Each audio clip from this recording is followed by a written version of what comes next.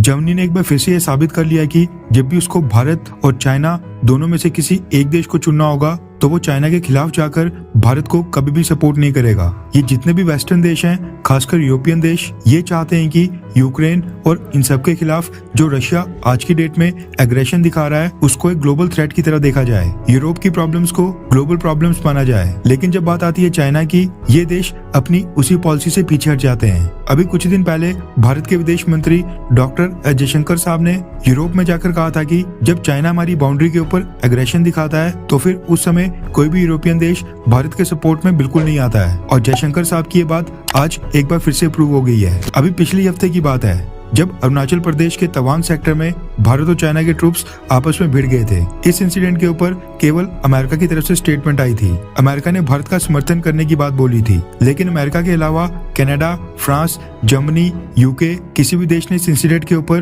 कुछ नहीं बोला था। लेकिन जर्मनी के सामने एक ऐसी ऑकवर्ड सिचुएशन आ गई थी जिसमें जर्मनी को भारत और चाइना दोनों में से किसी एक देश को चुनना था, या फिर ये कह लो कि जर्मनी से भारत को समर्थन देने के लिए कहा गया था, लेकिन जर्मनी ने भारत को सपोर्ट करने से साफ इनकार कर दिया। रेफरेंस के लिए आपकी स्क्रीन के ऊपर इंडियन डिफेंस रिसर्च के आर्टिकल का स्क्रीनशॉट है, जिसके मुताबिक जर्मनी के फॉरेन ऑफिस के स्पोक्स पर्सन ने चाइना के साथ बॉर्डर क्लैशेस में भारत की साइड लेने से साफ इनकार कर दिया है। हुआ ये कि जर्मनी के विदेश मंत्रालय में हमेशा की तरह रूटीन प्रेस कॉन्फ्रेंस चल रही थी, जिसमें उनके स्पोक्स पर्सन अपनी बात रखने के बाद फॉरेन पॉलिसी से रिलेटेड सवाल मीडिया पर्सन से ले रहे थे। अब इस प्रेस कॉन्फ्रेंस में कई सारे इंटरनेशनल मीडिया हाउसेस के रिपोर्टर्स पहुंचे थे। अब क्योंकि भारत और चाइना के बीच हाल ही में बॉर्डर क्लैशेस हुए थे तो लाजमी था कि ये इशू इस प्रेस ब्रीफिंग के दौरान भी उठेगा, और ऐसा हुआ भी। मीडिया पर्सन में से किसी एक रिपोर्टर ने जर्मनी के विदेश मंत्रालय के स्पोक्स पर्सन से सीधा ये पूछ लिया कि क्या जो भारत और चाइना के बीच बॉर्डर क्लैशेस हुए हैं उसमें क्या जर्मनी अपने दोस्त भारत की साइड के साथ खड़ा है, यानी क्या जर्मनी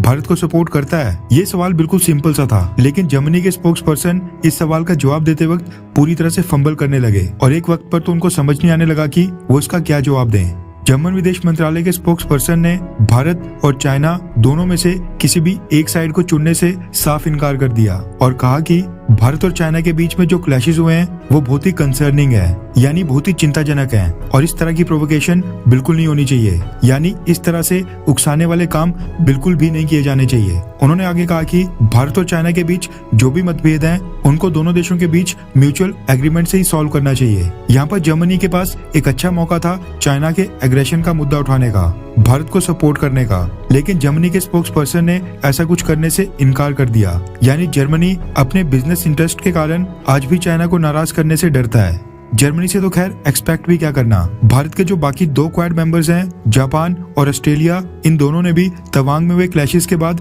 अब तक भारत को समर्थन नहीं दिया है। जापान और ऑस्ट्रेलिया ये खुद भी चाइनीज एग्रेशन का सामना कर रहे हैं। उनको तो अच्छे से महसूस होना चाहिए था कि भारत क्या फेस कर रहा है और इस समय भारत को इनके सपोर्ट की जरूरत है। लेकिन खैर, ये वही देश हैं जो भारत से कहते हैं कि भारत रशिया के खिलाफ जाए, लेकिन जब आज इनका वक्त आया है ये भी सही या गलत बिल्कुल नहीं देख रहे हैं, और सबसे ऊपर अपने इकोनॉमिक इंटरेस्ट रखने का काम कर रहे हैं।